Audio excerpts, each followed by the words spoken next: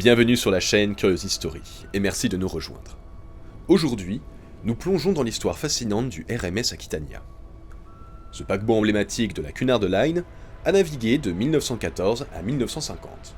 Conçu par Leonard Pesquet et construit par John Brown & Company à Clivebank en Écosse, il a été lancé le 21 avril 1913 et a effectué son voyage inaugural de Liverpool à New York le 30 mai 1914. Comme beaucoup d'autres navires de la Cunard, il a été désigné Royal Mail Ship, transportant le courrier royal sur de nombreuses traversées. Mais l'Aquitania faisait surtout partie du trio légendaire de navires express de la Cunard, aux côtés du RMS Mauritania et du RMS Lusitania, et fut le dernier paquebot à posséder 4 cheminées. Peu après son arrivée en service, la Première Guerre mondiale éclata, et l'Aquitania fut convertie en croiseur auxiliaire, puis en transport de troupes et en navire hôpital, notamment pendant la campagne des Dardanelles. Après la guerre, il reprit son service transatlantique en 1920, devenant l'un des paquebots les plus admirés de l'époque et récoltant le surnom de Ships Beautiful, grâce à son allure et à son confort.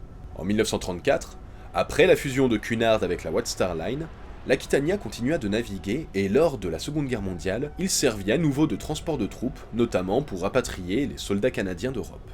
Après la guerre, il assura le transport de migrants vers le Canada, avant d'être jugé trop vétuste pour continuer son service commercial.